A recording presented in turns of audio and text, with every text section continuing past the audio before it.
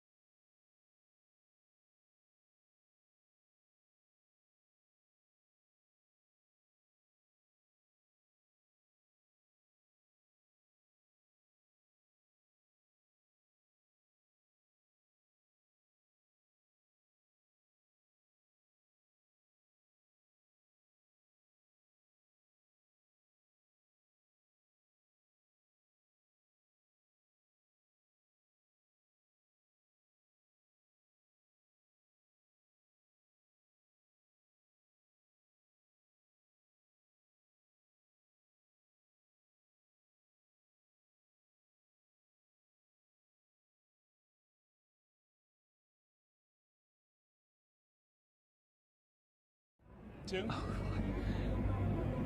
one. Hello and welcome to our digital special. He's Cory Mose, I'm Jeff Jones, and we are here in Atlanta talking the Longhorns SEC championship game ahead of this game that they're going to kick off against Georgia. Cory, where can they watch that game? Right here on KVUE, duh. Definitely on KVUE. And you know what, guys? We just wanted to kind of set the scene for you out here, tell you what it's been like these past 3 or 4 days we've been in Atlanta, and preview the game. And so, Cory, you know, we've been talking the game all week, so let's talk a little bit about our trip. Okay. We've made it out to eat at some pretty good places. We've done some cool tourist attractions. What part of this trip are you going to remember for a long, long time? I think it would have to be the Ferris wheel. That was my first time ever on a Ferris wheel. I'm not gonna lie to you. You know, next time, bring a little shoddy next time up here. Get a little So Ferris wheel. I wasn't good company for you? Oh, what you mean? You was cool. You was cool. We was working though. Yeah, you know that's what I'm true. saying? That's I want to true. enjoy it a little bit. But yeah, the Ferris wheel, being able to see the whole city skyline from that top view, that was really cool. Yeah, I completely agree. That Ferris wheel, Skyview Atlanta, one of the most legendary, famous Ferris wheels in our country. We actually did shoot a story from up there. If you want to check that story out, you can find it on my Twitter page at Jeff Jones Sports. I think what I'm going to remember most, at least right now, is the meal we had on the first night. We found this soul food restaurant, guys, and they had the best collard greens I've ever had. Something that I'm told Atlanta is famous for, and that's turkey wings. Yeah, that was crazy. Yeah, with gravy. With gravy, like kind of really big fried chicken wings, obviously from a turkey. Those are really, really good. One of the things we talked about on Skyview in that story that we did post online and aired here on KVUE yesterday was kind of a top-down look at Texas. And we talked about Trey Wisner, the UT running back, Quintravian Wisner, the UT running back who's really come on of late. What impresses you most about Trey's game? I think it's just the ability to break tackles at his size. I know that's something that if you talk to the guys and the players on the team, they mention how they give Jonathan Brooks vibes when it comes to Quintravian Wisner with the way he's able to, Anthony Hill described it as wiggle. in the hole. And so he's able to do that and make guys miss at a rate that's highest in the SEC right now when it comes to all the running backs. And so I am impressed with that, knowing that he's coming from a 3-star recruit. Coach Sarkisian loves to talk about that. He's not a big-time recruit like you saw a couple days ago, all the 5-stars that signed at Texas. He was just a 3-star coming out of high school from DeSoto. Shout out Dallas. And the way he's been able to work his way up the depth chart with the injuries, and then not only work his way, but stay his way at the top of the depth chart this season, I think it's a story that we're going to be talking about for years to come. I agree with you. And, you know, when we asked defenders, David Benda, Anthony Hill Jr., what makes Quintravion so difficult to tackle, both of them right away said he just doesn't quit. You can hit him hard, knock him to the ground, he's going to pop right back up and bring physicality next play. Yeah. And as a guy who played football, played linebacker, when you're playing against a physical running back who will run through your face every single down for all 4 quarters, it's okay to bring it in the first half, but in the second half when you're beat up, you're bruised, it gets a little harder to tackle those guys. And Jeff, I think we've seen that throughout the last couple of weeks, right? Have you gone against Arkansas? When you go against a team like Kentucky, late in the game, especially Kentucky, that 15-play drive, all they did was run the football. And so as the game continues to move on, I'm excited to see if that happens against Georgia here today. Will that running game get better and better and better throughout the course of the game as that offensive line weighs on you and Quintravion Wisner gets better and better and better by making guys miss? You mentioned the running game in this SEC championship against Georgia. If that Texas running game gets going, I think it's going to be good for the guys, the coaches, and the fans wearing burnt orange. But that running game did not get going in October when Georgia visited DKR Texas Memorial Stadium in Austin. The Longhorns ended that game with only 29 yards rushing. That's the fewest they've rushed for in the past 7 seasons. So obviously not a good day on the ground.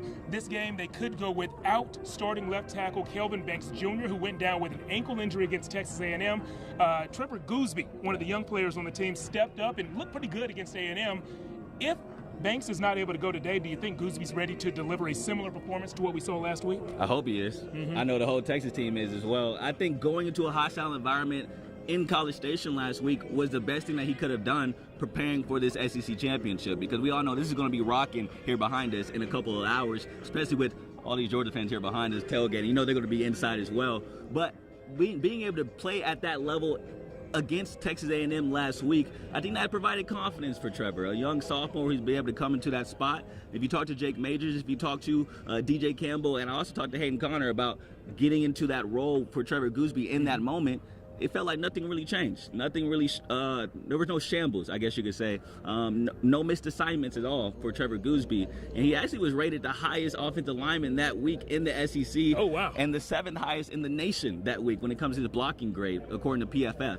And so, yes, Trevor Gooseby was able to come into that situation, do very well, and so I think he will be ready for the SEC championship here today. You know who else is going to be ready? Who? These Georgia fans. They've been out here for a while now. Right now, it's about 11:20 local time. Kickoff isn't until 4, and when we set our live shot up around 10 o'clock, they were already out here. Let's see if we can get a shot of those fans down there. I'm sure you guys cannot hear the music right now, but as expected, we've heard a lot of Atlanta artists. We've heard Outkast, T.I., my boy Ludacris. T.I., bro. And we did hear some big extra plug. Texas we did. actually played. Yeah. Just one song, though. Just one, one song. But the fans have been out here having fun. A lot of red and black. Haven't seen much burnt orange yet, but you know, this is not a home game for Texas. Texas fans in their hotel, kind of in a fan fest, gearing up for the game. But out here tailgating, you see a lot of Georgia fans early on. I'm sure not a lot of cars either out here for Texas fans. They had to fly over here. I know that 13-hour drive wasn't on the top of their to-do list. I feel like getting plane tickets was at the top of their to-do list. You know, Enterprise could have hooked them up, right? Yeah, that's true. Enterprise. That's true. But you know what they say? Uber everywhere. You know that's true. That's a good point. That is a good point. So yeah, these Georgia fans are out here. This game played here in Atlanta, only 70 miles from Athens, from Georgia's campus. It is 930 miles from the University of Texas there in Austin. So it will definitely feel like a true road game for Texas. They're going to be Georgia fans packed in there. We will see some Texas fans, but the Georgia fans are going to outnumber them. If I had to predict based on what we've seen walking around town, it seems like maybe 75-25. I was going to say Georgia. That exactly. Man, you reading my mind, bro. How about that? We've always been in sync, right, like crazy. Justin Timberlake and those guys, right? But yeah, Jeff, speaking about that in the hostile environments and feeling like a road game here today, you know, speaking to Johnny Barron earlier this week, and even Michael Tabb, he said that they embrace that type of stuff. Yeah. They love the booing. They brought up a story about last week when they rode into College Station and they saw a bunch of middle fingers, you know what I'm saying, at the windows, a bunch of horns down as they went into the stadium last week at Texas A&M. And Michael Taft said that got him riled up. Traydon Reisner said that got him ready for the game, for his career high rushing performance. That drive up got him to the point where he was ready to rock and roll. And so I'm interested to see how this environment, in feeling like a road game, in these hostile situations, how much they embrace it today, because that's something that they thrive in with this last contest earlier this week. Yeah, the guy's quote who I like the most was Anthony Hill Jr. when he said, "We get to be the villains on the road, and we like that." Like, there's some mental thing there, mental ability that he's able to unlock to really embrace that villain role. And you could tell he smiled when he said that. Yeah. These guys love playing on the road, and they're going to get that environment here. I feel like you look at, I'm sorry to cut you off there. On the line. Yeah, but I was going to say, like, with these past couple games, you look at the track record. Up in Michigan, played their best game, I feel like, this season in the Big House. Last year in Tuscaloosa, played their best game last year at Alabama. And so you could say last week was one of their best defensive performances as well in College Station. And so if you look at the track record, they're not just saying these things, they're proving these things to us as media members and to the fans out there that they love these hostile environments. Up in Arkansas is another example. I mean, there's so many examples to playing on the road, how they played well, and at home, last time against Georgia, they didn't play that great. And so I do think they embrace these moments, and I can't wait to see what happens in Mercedes-Benz today. You mentioned the proof that we're seeing. Who's a player on the field that you need to see prove it tonight? Who do you think is going to be the breakout player who's really going to show up big and maybe help Texas win an SEC championship? Well, I know we talked about this in our special just now on KVUE, but Isaiah Bond, I think he's the hometown kid. He's able to come back home and prove to all his friends and family back in his old high school in Buford that I'm still that guy. I know that's something that he hasn't been able to prove the last couple of weeks. It's been a Matthew Golden show, right? It's been a DeAndre Moore show. Ever since Isaiah Bond's injury, the ankle injury, I feel like there's been a little bit of a difference with his speed, and he hasn't been able to create separation like we've seen earlier in the year.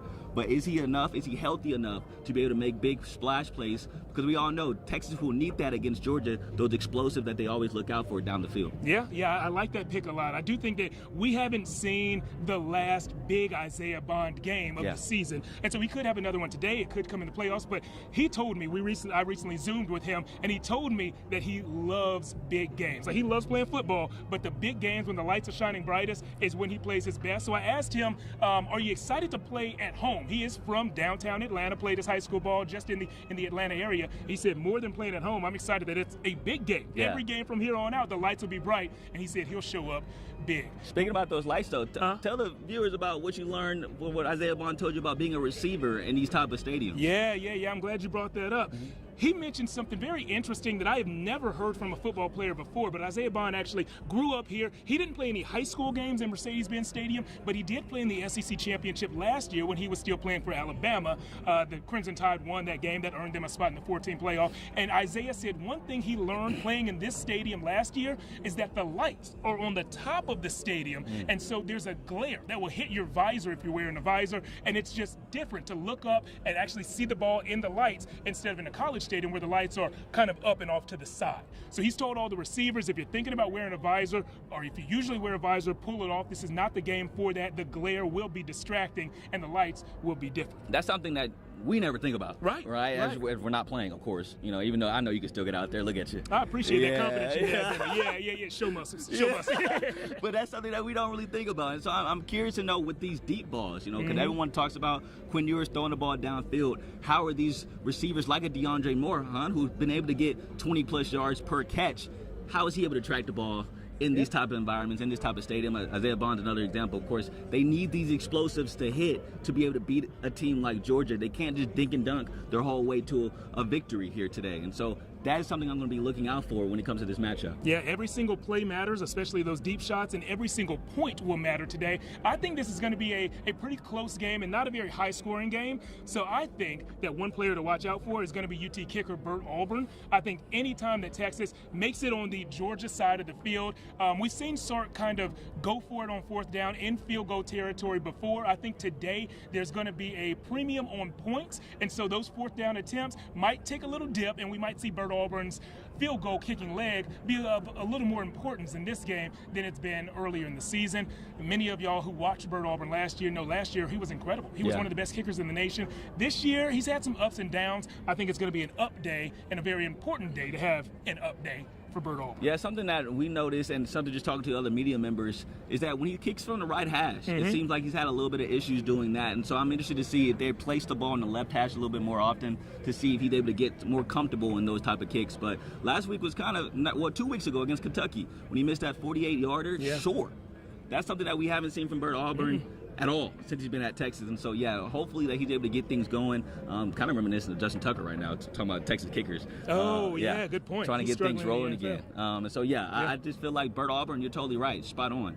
They're going to need him here today because this could be a low-scoring game with these defenses, and knowing that the way Carson Beck has been playing for Georgia and knowing that the way Quinn Ewers has been playing hadn't been great. Yeah. And so once you get into field goal range, get the points. Yeah, I agree. And, head coach Steve Sarkisian, who is obviously an offensive mind, he played quarterback at BYU. He's an offensive guy. He tells us that every single week on Fridays, he talks to the quarterbacks asking, what do you feel most comfortable with in the game plan? What are your favorite plays? Put them in order. So he has a plan for every quarterback who enters the game and kind of knows their preferences.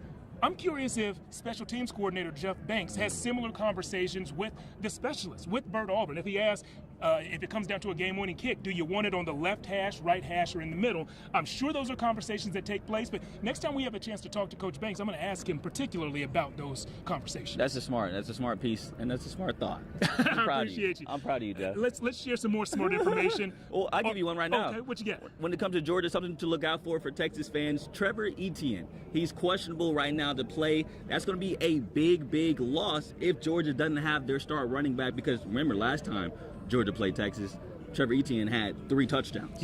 And so if he's not able to go, it's going to be all depending on a freshman running back who's been playing well. But I do feel like with Trevor having that experience against Texas and having not only just experience, but positive vibes and positive gains against experience. And just being a stud. Like he's a good football player. Yeah, exactly. Losing him against that stout defense that Texas has will be a big blow for Georgia. They've been able to maintain it because he hadn't been played in the last couple of weeks, but they haven't played Texas.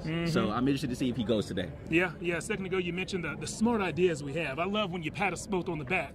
So let's give some more smart ideas to the people out there who are joining us on KVUE Plus and on our digital platforms. Let's tell them our predictions. Corey, who's going to win this game and what's the score going to be? I'm going to say 24-15, Texas takes this one, mostly because I do think it's going to come down to a field goal type game, but I think this Texas defense will continue to show the nation that they're the best. Last time these two teams played, it was honestly because of field position that Georgia put up 30 points. They only had one real drive down the field. All the other points came from their own side of the field once they got the ball. And so if Quinn Ewers does not turn the ball over anybody, doesn't fumble Jaden Blue, Jared Gibson, any other running backs, as long as they control the football, they don't turn it over, and let their defense just be great, I think they're able to take this one home. Okay.